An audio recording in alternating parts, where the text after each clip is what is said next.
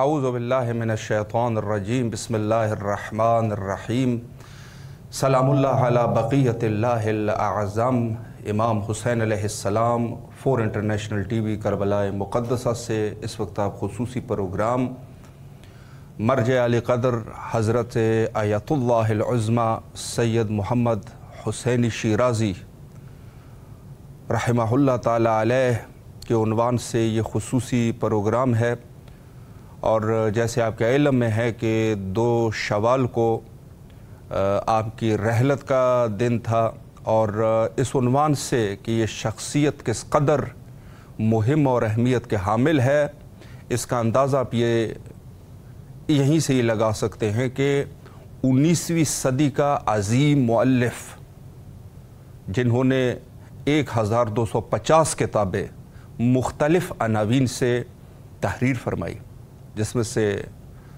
فقہ ہے، طب ہے، منطق ہے، بلکہ ہر وہ موضوع کہ جس سے لوگوں کی ضرورت ہو اس عنوان سے انہوں نے کتابیں تالیف فرمائی، اور یہی وجہ تھی کہ ان کو سلطان المؤلفین کے نام سے خطاب کیا جاتا تھا، جو کہ آج بھی یہ لقب جو ہے وہ انہی کا ہے۔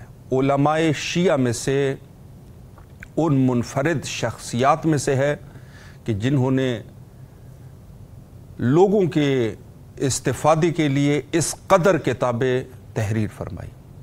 یعنی کتابیں، ظاہر سی بات ہے کہ انسان جو ہے ایک دفعہ کلام کرتا ہے، کلام سے زیادہ کتاب مفید ہوتی ہے۔ اس کی وجہ کیا ہے؟ اس کی وجہ یہ ہے کہ یہ جو انسان گفتگو کرتا ہے، شاید ہو سکتا ہے بعض دفعہ یہ جو ہے وہ زیادہ مؤثر نہ ہو، اور بعض دفعہ یہ ہے کہ شاید نہ رہے۔ آج کے اس دور میں تو بہرحال تھوڑی سی آسانی ہے کہ ریکارڈنگ کا سلسلہ ہے، کیمرے ہے، ہر حساب سے آج کل ٹیکنالوجی بہت اوپر سطح پہ جا پہنچی ہے، لیکن اس دور میں جو ہے یہ چیزیں نہیں تھی، اگر تھی بھی صحیح تو بہت کم۔ تو جو سند کے حساب سے جو چیز ہمارے پاس باقی رہتی تھی وہ کتاب، اور انہوں نے 1250 سے زیادہ کتابیں لکھی۔ بقول حضرت آیت اللہ العظمی سید صادق حسینی شیرازی حفظ اللہ تعالی فرمایا کہ حتیٰ 1 منٹ کا وقت بھی یہ انہوں نے ہاتھ سے جانے نہیں دیا۔ 1 منٹ کا وقت، کہیں پر بھی ان کو موقع ملتا تھا وہاں پر انہوں نے اپنی خود جو تحقیقات تھے ان کو جا کے لکھتے تھے اور ان کے شروحات بیان کرتے تھے، مختلف کتابوں سے استفادہ کرتے تھے، اور حتیٰ یہاں تک فرمایا انہوں نے کہ حتیٰ جب کوئی خطیب یا کوئی مبلغ گفتگو کر رہا ہوتا تھا تو حضرت وہاں پر بھی نہایتی توجہ کے ساتھ تشریف فرما رہتے تھے، اور حتیٰ قلم اور کاغذ ان کے پاس ہمیشہ رہتی تھی۔ جس موضوع پر یا جس آیت پہ یا جس چیز پر وہ گفتگو کر رہے ہوتے تھے، وہ خطیب جو بھی ہوتا تھا ان کو فوراً تحریر کیا کرتے تھے، اور بعد میں خود اپنے تالیفات میں اس چیز سے استفادہ کرتے تھے اور اس کی شرح وغیرہ لکھتے تھے۔ یعنی حتیٰ جو چیز انہوں نے سنی اپنے اساتید، اور اساتید بھی کیا اساتید ملے ہیں ماشاءاللہ، ایک تو خود ان کے والد بزرگوار حضرت آیت اللہ العظمی زعیم کربلا حضرت آیت اللہ العظمی سید مہدی حسینی شیرازی علی اللہ مقامہ الشریف، یعنی اس قدر اساتید ان کو کیسے ملے ہیں، عظیم اساتید۔ اور یہی وجہ ہے کہ ان کا ایک اور لقب جو ہے وہ ہے مجدد شیرازی ثانی، یعنی دوسرا مجدد شیرازی۔ مجدد اول جو تھے وہ آیت اللہ العظمی سید محمد حسن شیرازی رضوان اللہ تعالیٰ علیہ تھے، جنہوں نے تحریم تمباکو کا فتویٰ دیا تھا۔ آج انشاءاللہ انہی موضوع پر ہم گفتگو کریں گے، اور ہمارے ساتھ محو گفتگو رہیں گے حضرت حجت الاسلام المسلمین عالی جناب مولانا سید علی عباس رضوی صاحب قبلہ الہ آباد سے، اور کنٹرول روم سے فرما رہے ہیں کہ رابطہ بھی ہمارا خوشبختانہ قائم ہو چکا ہے۔ السلام علیکم ورحمۃ اللہ وبرکاتہ۔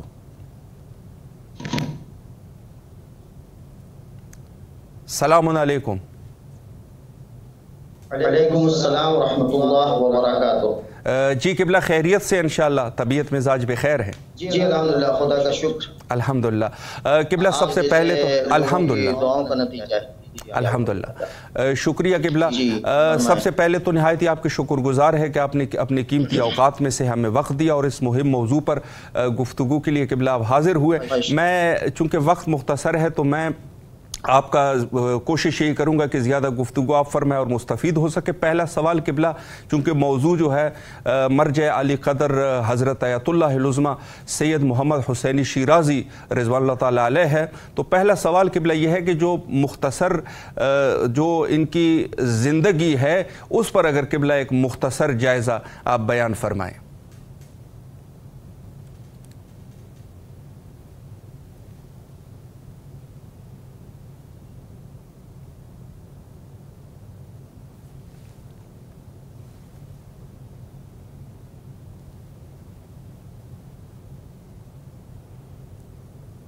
اور پھر حضرت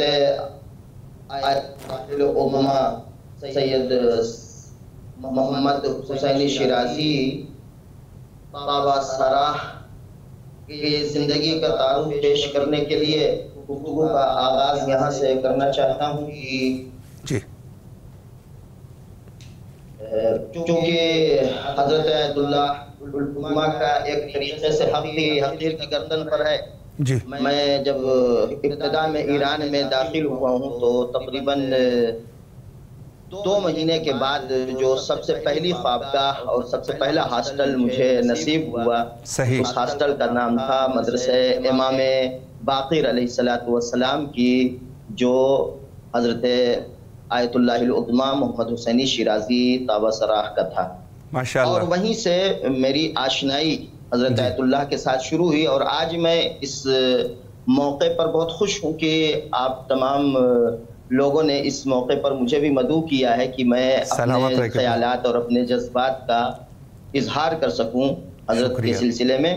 لہٰذا میں نے جو ان کے سوانح حیات پڑھے، اگرچہ میں ان کی زندگی میں ایران میں پہنچ چکا تھا، اور جس وقت آپ کا انتقال ہوا ہے تو اس وقت میں انڈیا آیا ہوا تھا اعزام کے سلسلے میں، لیکن انتقال کے وقت موجود نہیں تھا، لیکن ایک عرصہ گزرا ہے کہ جس زمانے میں آپ باحیات تھے ام المقدسہ میں۔ بالکل صحیح۔ تو اس لیے مجھے ایک شوق تھا آپ کی زندگی کے بارے میں جانکاری حاصل کرنے کا، اور ساتھ ہی ساتھ میرے ایک استاد ہوتے ہیں پاکستان میں اس وقت ہیں، جناب اشتیاق کاظمی صاحب، چونکہ وہ بھی ان کے بہت ہی معتقد تھے اور وہ میرے استاد ہوتے تھے، تو ان کے ذریعے سے بھی آپ کے بارے میں بہت ساری باتیں معلوم ہوئی تھی کہ چونکہ آپ جو ہے وہ نجف میں پیدا ہوئے اور نجف کے بعد اپنے والد بزرگوار کے ساتھ کربلا شفٹ ہوئے، اور عنفوان شباب میں ہی بالکل عالم جوانی میں ہی آپ مجتہد بن چکے تھے، اور وہیں سے آپ کے تبلیغ اور تدریس اور تعلیف کا سلسلہ شروع ہو جاتا ہے۔ 40 سال تک نجف اور کویت اور سیریا اور قم میں ملا کے آپ نے تقریباً 40 سال تک درس خارج دیا ہے، اور کتابوں کی تعداد جیسا کہ آپ نے عرض کیا کہ 1200 سے زیادہ آپ کی کتابوں کی تعداد ہے۔ یہ تعداد میں خود گواہی دینا چاہوں گا آپ کی بات کی تصدیق کے لیے کہ جس مدرسے میں میں تھا اس میں جو کتاب خانہ تھا، اس کتاب خانے میں الماریوں پر ساری کتابیں جناب آیت اللہ محمد حسینی شیرازی طابع سراہ ہی کی تھیں، اور ان کتابوں کے درمیان واقعی میں جن جن موضوعات پر آپ نے قلم اٹھایا ہے ان موضوعات پر بہت کم لوگ قلم اٹھاتے ہیں۔ میں سمجھتا ہوں شاید ہے کہ کوئی موضوع آپ نے ایسا تشنا چھوڑا ہو کہ جس پر قلم نہ اٹھایا، بلکہ استاد کے زبان سے یہ میں نے سنا تھا کہ انہوں نے نقل فرمایا کہ ازدواجی زندگی کے بعد ایک دن آپ کی زوجہ محترمہ نے آپ کے اوپر ایک اعتراض کیا کہ آپ میرا ساتھ نہیں دیتے ہیں گھر کے کام کاج میں، جبکہ اسلام اس بات کا حکم دیتا ہے کہ شوہر کو زوجہ کا ہاتھ بٹانا چاہیے گھر کے کاموں میں۔ تو ہمارے استاد کا کہنا ہے کہ اس دن سے آیت اللہ محمد حسینی شیرازی طابع سراہ وہ اپنی زوجہ کا ہاتھ بھی بٹانے لگے گھر کے کاموں میں، کچن میں ان کے ساتھ مثلاً ان کچن کے کاموں میں ہاتھ بٹاتے تھے، اور جب وہ کچن سے باہر نکلے ہیں تو किचन के मुतालिक भी उन्होंने एक किताब लिखा है। तो इस तरह से हर मौजू पे आपने, बल्कि दूसरी किताब की जिसका खुद मैंने तजुर्बा किया है, आपकी नजर से भी गुजरी होगी, इनकी एक किताब है अल-मंसूर या फिन-नहव व-सर्फ या फिस-सर्फ व-नहव। अल-मंसूरिया किताब का नाम है, नहव और सर्फ में अदबियात अरब में ये किताब है। सही, वाकई में किताब मैंने खुद चूंकि एक बार तदरीस भी किया है और खुद से एक बार मुतालिया भी किया है, तो इससे अंदाजा हुआ कि आप इन फनून में कितनी महारत रखते थे। उसके जब मुकदमा पढ़ा तो मेरे लिए और हैरत का मकाम था कि क्योंकि इनकी जौजा को अरबी आती नहीं थी, वो शिराजी थी और फारसी जबान उनकी थी, अरबी नहीं आती थी, तो उन्होंने अपनी जौजा को अरबी सिखाने के लिए ये किताब लिखा। जौजा का नाम मंसूरा कुछ करके था, तो इसलिए उन्होंने इस किताब का नाम मंसूरिया रखा। इसी तरीके से मैंने आपकी एक किताब देखा जो जिससे बहुत मुतासिर हुआ और आज तक उस किताब से मैं इस्तेफादा करता रहता हूँ अपने बयानात में। उस किताब का नाम है अल-अज़्मात व हुलूलुहा। सही, अल-अज़्मात व हुलूलुहा। वो किताब जो है उसमें आपने जो मौजू इंतखाब किया, उस मौजू का नाम ये है कि समाज में हमारे बहुत सारी मुश्किलात ऐसी हैं कि जिनमें हमारा समाज गिरफ्तार हो चुका है और बहुत सारी परेशानियों का सामना करना पड़ रहा है। बिल्कुल। और इन्होंने ये साबित किया है उसमें कि ये सारी परेशानियां जो हैं, इनमें से ज्यादातर वो परेशानियां हैं कि जो खुद समाज की बनाई हुई परेशानियां, मसलन शादी के सिलसिले में आज जो मुश्किलात समाज के सामने आती हैं कि बहुत से माशरे ऐसे हैं, बहुत से समाज ऐसे हैं जहाँ पे लड़कियों की उम्र बहुत ज्यादा हो जाती है, रिश्ते नहीं मिलते हैं। क्यों भाई? जहेज देने के लायक नहीं है और एक आलीशान इज़्दवाज और शादी का प्रोग्राम करने के लायक और हैसियत नहीं है वालिदैन की। उसके सिलसिले में आप बयान फरमाते हैं कि शादी के सिलसिले में ये जितनी मुश्किलात हैं, इनमें से 95 मुश्किलात वो हैं कि जिनको हमने खुद इजाद किया है और इजाद करने के बाद आज हम खुद गिरफ्तार हो गए हैं। बिल्कुल। तो आपकी ये जिंदगी जो है तालीफात में बहुत ही ज्यादा गुजरी है। तालीफात के हवाले से देखा जाए तो हर आदमी इस बात का इकरार करेगा कि वाकई में एक माहिर मुअल्लिफ थे और इस फन में इनका कोई जवाब नहीं था। तदरीस के हवाले से भी मैंने जिक्र किया कि 40 साला दरस खारिज की खदमात हैं आपकी कि जो बहुत ही बेनज़ीर हैं। जी, ये आपकी ज़िंदगी का एक मुख्तसर तारुफ है। बहरहाल सियासी मुश्किलात की वजह से आखिर नतीजा ये हुआ कि तकरीबन ज़ाहिरन सन 2001 में आपके इस दर्स और के सिलसिले को रोक दिया गया, बैन लगा दिया गया है। और फिर आपका इंतकाल 75 साल की उम्र में हो जाता है। 75 साल की उम्र के इंसान के अगर उम्र के दिनों को शुमार किया जाए तो आपने जो तालीफात की हैं, उन तालीफात के औराक बहरहाल उससे कहीं ज्यादा हैं जितने आपके उम्र के दिन पाए जाते हैं। अल्लाह अकबर। तो इससे ही अंदाजा होता है आपके इन खदमात से कि वाकई में एक मर्द मुजाहिद थे जिन्होंने अपनी पूरी जिंदगी को शिया और मशीयत और मजहब की खिदमत के लिए वक्त कर दिया। बेशक बेशक। बहुत अगर इस सिलसिले में आप के पास कोई सवाल हो तो मैं सवाल के एतबार से गुफ्तगू को आगे बढ़ाऊं। जी जी, बहुत ही बिल्कुल, बहुत ही खूबसूरत तरीके से क़िबला आपने मुख्तसरन ज़िंदगी नामे पर रोशनी डाली। एक सवाल मैं इस उन्वान से करना चाहूँगा कि ज़ाहिर है कि उलमा की एक सियासी दीद भी होती है, तो हज़रत अल्लामा के क्या सियासी दीद थे और इनकी क्या सियासत में नज़र थी, इस पर भी क़िबला अगर एक वजाहत फरमाएँ। इस सिलसिले में चूंकि आपकी ज़िंदगी जाहिर सी बात है सियासी हवाले से काफ़ी मुश्किलात में गुजरी है, इसलिए हर आदमी इस सिलसिले में जुस्तजू कर रहा होगा कि क्या मुश्किलात थी कि जिसकी वजह से आपको इस तरह से परेशान किया गया और इस कदर आपको तकलीफ़ें दी गई। तो इराक़ से लेकर ईरान तक मैंने जो आपके नज़रियात का मुतालिया किया है, आपकी ज़िंदगी का जायज़ा लिया है, तो इराक़ से भी आपको तबीयत किया गया। इराक़ से जब आपको शहर बदर किया गया तो सीरिया के से होते हुए आप फिर कुवैत में जाकर मुस्तक़र होते हैं और फिर कुवैत के बाद इनक़लाब इस्लामी जब कामयाब हो जाता है तो फिर आप क़ुम मुहाजरत कर जाते हैं।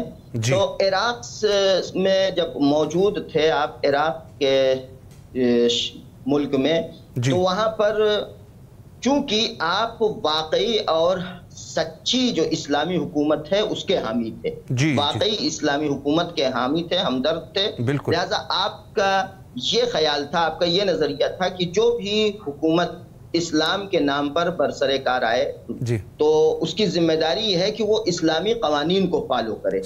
لیکن ہوا یہ دنیا اسلام میں کہ نام تو اسلامی حکومت اور اسلامی مملکت پڑا، لیکن سارے قوانین غربی قوانین کو فالو کیا گیا۔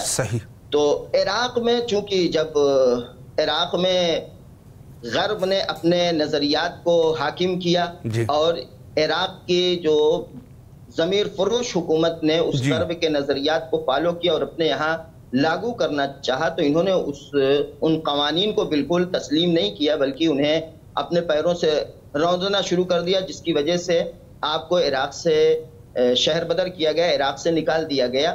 ان میں سے یہ تھا کہ ان کا حضرت آیت اللہ محمد حسینی شیرازی طابہ سراہ کا یہ نظریہ تھا کہ اسلامی حکومت کا مطلب یہ ہے کہ اسلامی حکومت حدود اور بارڈر کا قائل نہیں ہے، مرز اور جغرافیائی اعتبار سے تمام اسلامی حکومتوں کو آزاد ہونا چاہیے۔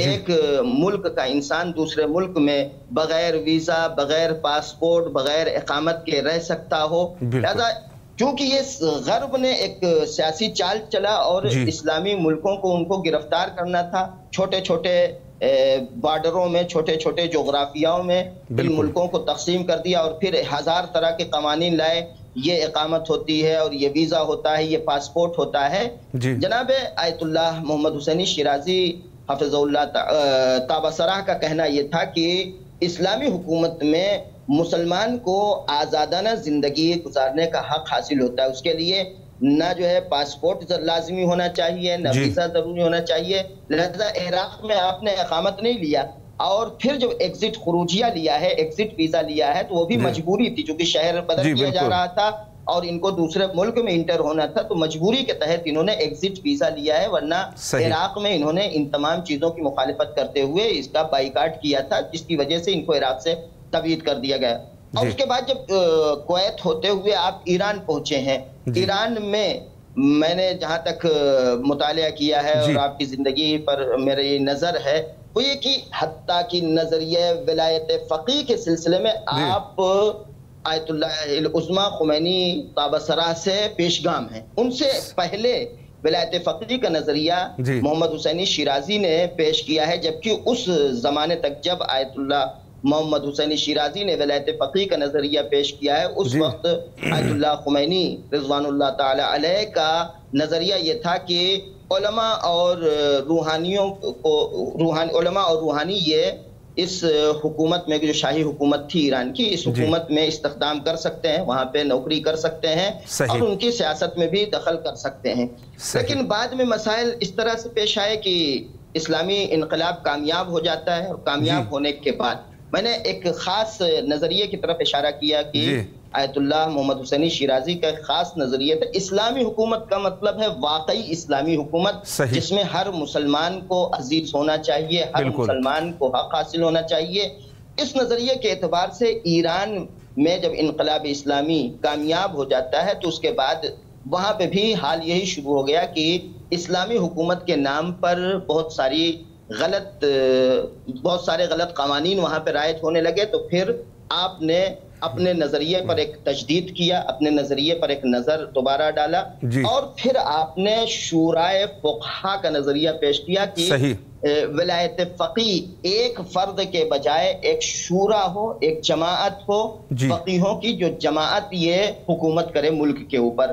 وہاں پہ چونکہ ایران کی حکومت کی سیاست کے خلاف یہ نظریہ تھا، لہذا ان لوگوں نے اور اس وقت کے ولی فقیہ جو تھے ان کے حامیوں نے آپ کی مخالفت کرنا شروع کر دی، اور شدید مخالفت۔ اس مرحلے میں آیت اللہ العظمیٰ منتظری رحمت اللہ علیہ وہ بھی چونکہ ساتھ میں تھے، انہوں نے تو یہاں تک فتویٰ دے دیا تھا کہ جو انسان جو ہے وہ یعنی اگر کوئی انسان قائل ہے کہ ولی فقیہ جو ہے یہ حق مطلق رکھتا ہے تو جو چاہے منمانی کر سکتا ہے، اس سے کوئی سوال جواب نہیں کر سکتا. اگر کوئی اس نظریے کا قائل ہے تو یہ شرک کی حد تک چلا گیا ہے. لہذا ان دونوں بزرگوں کی مخالفت کی گئی اور ان کو نظر بند کر دیا گیا.